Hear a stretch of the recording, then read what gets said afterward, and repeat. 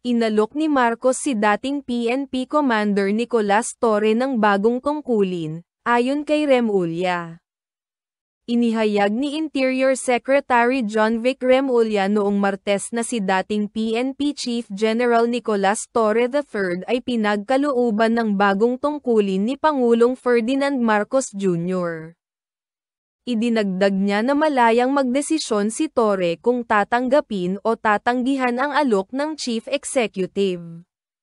Tungkol sa bagong alok na trabaho, walang ibinigay na detalye kay Torre. Pagkatapos ng maikling panunungkulan, tinanggal si Torre sa kanyang tungkulin. Dagdag pa ni Remulla, walang akusasyon o reklamo laban kay Torre. Binigyang diin ng kalihim na may awtoridad ang Pangulo na pumili at magtanggal ng pinuno ng pambansang pulisya. Dagdag pa ni Remulla, pag-uusapan ang panunungkulan ni Torre bilang 4-star general sa pulong ng pamunuan ng National Police Commission, na POLCOM, anumang araw nitong Linggo.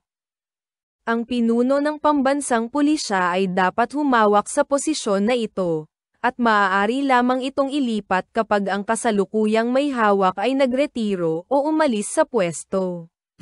Sir, itatanong ko yung tanong din ng marami. Ano yung reason bakit inalis po si General Torre?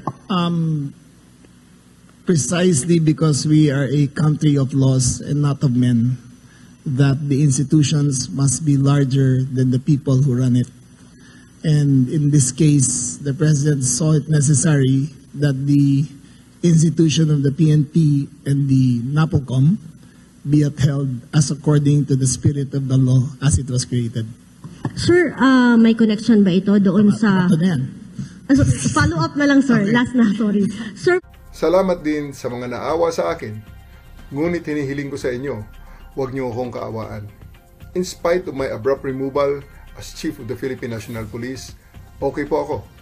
Kung meron man tayong dapat kaawaan, iyon ay ang milyon-milyon nating mga kababayan na paulit-ulit na nagiging biktima ng palagiang pagbaha.